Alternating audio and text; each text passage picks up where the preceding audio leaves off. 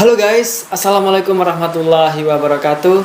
Welcome back to my channel bersama dengan saya Lutfi Aprilianto di channel Lutfi Aprilianto. Alhamdulillah, tepat pada hari ini saya kedatangan surat cinta dari Google Google AdSense yang teman-teman bisa lihat di depan sini ya. Dan FYI saya mendapatkan ini setelah saya 3 tahun nge-YouTube guys. Jadi dari tahun 2019 akhir sampai sekarang tahun 2023 bulan Juni saya baru mendapatkan PIN atau surat cinta dari Google AdSense. Nah, kira-kira bagaimana sih guys perjalanan saya dari awal kali nge-YouTube sampai mendapatkan PIN Google AdSense? Penasaran? Apakah Anda bertanya-tanya? Jangan kemana-mana dan saksikan terus konten ini. Jangan lupa like, comment, dan juga subscribe.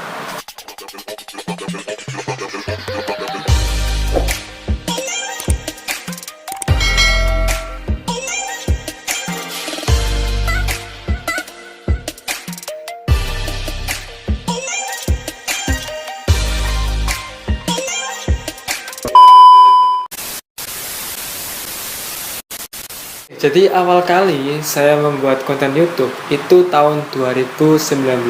Pada waktu itu saya masih kuliah semester akhir dan awal kali saya membuat video itu tentang video vlog di sebuah wisata.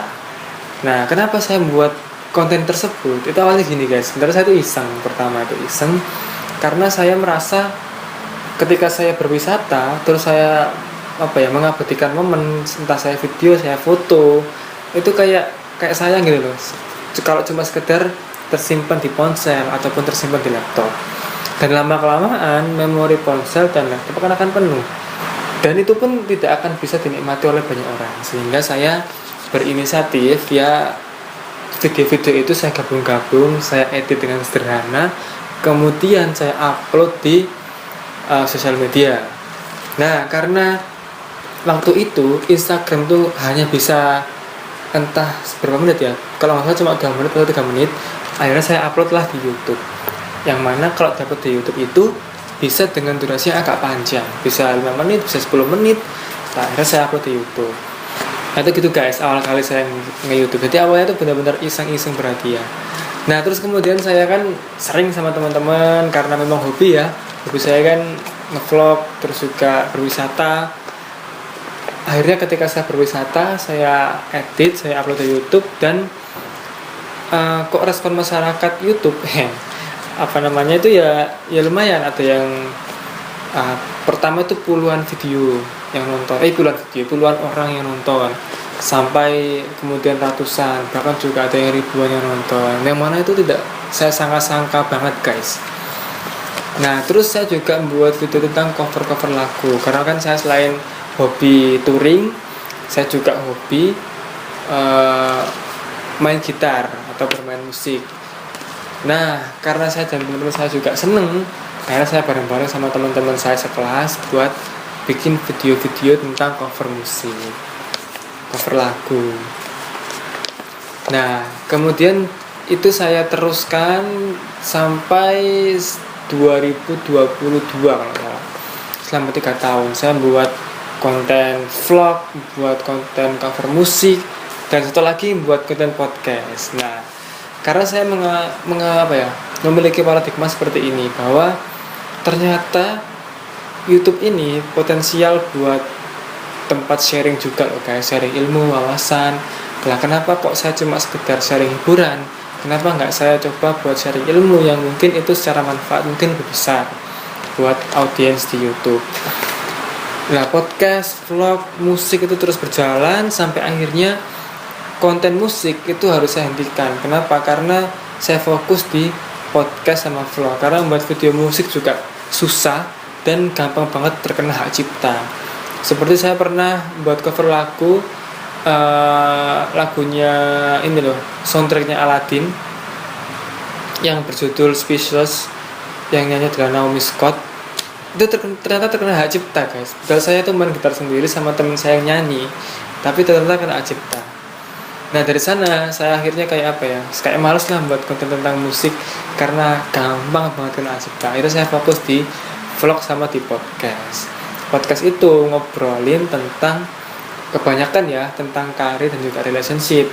Nah, kenapa saya memilih dua tema itu? Karena di usia-usia saya yang waktu itu masih usia 20, 21, 22, 23, ya masa-masa quarter life lah. Itu masa-masa dimana orang tuh mikirin banget tentang karir dan juga tentang relation.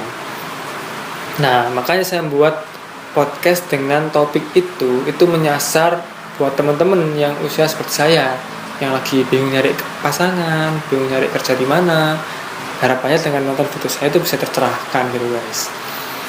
Nah, akhirnya terus sampai subscriber saya yang awalnya ketika saya membuat konten YouTube itu cuma 30 orang aja, itu pun dari teman-teman terdekat. Terus kemudian sampai 100 subscriber sampai 200 subscriber itu saya alami selama dari tahun 2019 sampai tahun 2022, dan tepat di tahun 2022 kalau salah pertengahan itu saya mencapai syarat untuk monetisasi YouTube guys, yaitu minimal harus 1000 subscriber dan 4000 jam tayang. Nah, karena saya sudah mencapai itu, saya ajukan dong ke YouTube karena saya sudah mencapai syarat, dan oleh YouTube alhamdulillah disetujui, diterima. Akhirnya akun saya pun sudah monet. Nah, apakah selesai sampai situ? Ternyata tidak guys. Jadi harus menautkan akun YouTube kita itu ke akun Google AdSense. Supaya apa? Supaya penghasilan kita itu bisa masuk ke rekening kita. Nah, dari berbagai macam proses itu kita harus ngisi berbagai macam data-data. Misalnya kayak data pribadi kita, KTP, ataupun data nomor rekening dan nomor HP, sampai terakhir itu ada juga verifikasi ini alamat. Nah, jadi surat ini ditujukan kepada kita, dikirim ke rumah kita, itu juga berfungsi sebagai supaya YouTube itu tahu kalau kita beneran ada dan alamat yang tertera di sini itu beneran valid. Nah, itu begitu guys. Biasanya sih gini sih guys, kalau saya lihat di beberapa grup Facebook yang YouTuber ya, dan teman-teman yang YouTuber lain, itu ada yang surat ini tuh nggak diantar di rumah tapi diambil di kantor pos. Kenapa? Karena kantor posnya entah itu males atau apa buat ngantar ke rumah, tapi banyak banget teman-teman YouTuber yang itu ambil di kantor pos guys. Tapi alhamdulillah kok saya diantar ke rumah. Nah, seperti apa isinya saya juga belum buka karena masih tersegel guys. Belum tersegel ini, belum saya buka sama sekali. Nah, mungkin ada yang bertanya juga, kira-kira apa sih dinamika saya selama mungkin 4 tahun ya, 3 tahunan lah, 3 tahunan menjalani konten kreator YouTube. Sebenarnya banyak banget guys dinamikanya. Yang pertama sih mungkin dari segi ini ya, dari segi ide konten. Nah, ini sering kali saya alami di awal-awal dulu sih. Aduh, ini buat konten apa lagi ya, kok kayaknya mau buat konten ini tapi ternyata di YouTube sudah banyak banget yang membuat konten yang sama. Nah, saya sempat mengalami hal itu. Terus kemudian saya pelajari. Nah, ternyata guys, meskipun ya video kita tuh sama dengan video YouTuber yang lain atau konten kreator yang lain, itu nggak masalah guys. Kenapa? Terbukti saya pernah membuat video wisata di Batu yang berjudul Flora Wisata Santera. Itu video yang cukup banyak, bahkan paling banyak sepanjang saya YouTube, yaitu dengan sekitar hampir 6.000 viewer. Sekarang saya sekitar 5.800an viewer. Di YouTube juga banyak banget yang sudah membuat konten tentang wisata itu, tapi tetap banyak. Lah kenapa? Karena setiap konten, setiap YouTuber itu memiliki cara penyajian yang berbeda dan memiliki angle yang berbeda. Mungkin YouTuber lain itu dia membuat konten itu di tahun 2022, tapi saya membuat konten itu tahun 2023. Nah, itu udah dua hal yang berbeda guys, karena yang namanya viewer itu kan pasti pengen terupdate. Terus juga dari cara penyajian juga berbeda, dan kebetulan mungkin nggak untuk kemungkinan juga pas lagi scroll beranda YouTube yang muncul di berandanya penonton itu video kalian. Nah, makanya teman-teman kalau misalkan bingung di konten, itu nggak usah bingung-bingung guys. Meskipun sudah ada channel YouTube lain yang ngupload itu nggak masalah. Kita bisa amati, tiru, dan modifikasi. Kita bisa ATM. Nah, itu dinamika yang pertama tentang ide. Yang kedua tentang konsistensi. Nah, ini menjadi PR buat saya juga, karena terus terang saya juga masih belum dikatakan konsisten dalam membuat konten YouTube. Tapi sekarang saya berusaha supaya lebih konsisten lagi untuk membuat konten YouTube. Ini merupakan PR guys. Jadi kita bisa berkaca ya di beberapa channel YouTube besar ya, para artis misalkan kayak Pak Imwang, Raffi Ahmad, itu kalau upload video itu gila-gilaan guys. Sehari bisa 2-3 kali sehari, bukan seminggu ya. Sehari mereka bisa upload 2-3 kali. Bayangkan, padahal mereka itu artis dengan channel yang sudah besar, tapi mereka tetap upload dengan jumlah video yang segitu dalam sehari guys. Nah, kalau kita bukan artis, cuma orang biasa, tapi kita kalah dalam segi konsisten, kita akan apa ya, akan kalah dalam segalanya guys. Maka dalam dalam mencapai supaya kita jadi YouTuber yang sukses, itu penting yang namanya konsistensi. Maksimal itu seminggu sekali kita upload. Kalau seminggu kita nggak upload sama sekali, nah itu sudah tanda-tanda kita nggak konsisten. Kalau bisa ya sehari sekali, tapi kalau nggak bisa ya seminggu sekali. Nah, saya masih belum di situ. Makanya mulai saat ini saya coba kedepannya akan lebih konsisten, termasuk mengupload konten di YouTube Short. Itu juga penting. Dinamika yang ketiga adalah video sepi. Nah, itu sering banget saya alami guys. Awal-awal terutama ya. Awal-awal itu video, bahkan sampai sekarang sih, video cuma ditonton oleh 100 orang, cuma 30 orang, ada yang cuma beberapa puluh orang, ada yang cuma saya tonton sendiri. Itu awal-awal itu ada guys. Dan itu pasti terjadi di teman-teman semua yang itu berpemula.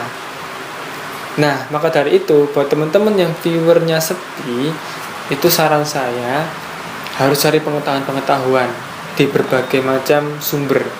Saya sampai sekarang masih belajar di berbagai macam channel YouTube yang udah besar, yang menyajikan konten tentang tips-tips bagaimana membuat konten YouTube.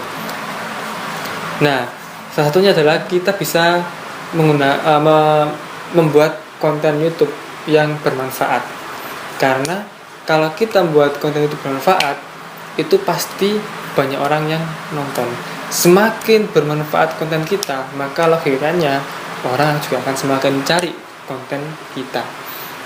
Nah, itu sih prinsip saya. Maka sebisa mungkin saya membuat konten ini yang memiliki memiliki dampak positif, entah sebagai hiburan, entertain, informatif, itu buat para viewer saya. Karena dengan begitu, insya Allah viewer akan datang dengan sendirinya selama video kita bermanfaat.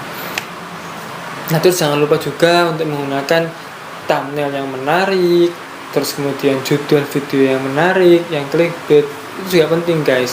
Dan juga promosikan di berbagai macam sosial media, misal di TikTok, di Facebook, di WhatsApp, di Instagram, di Reels.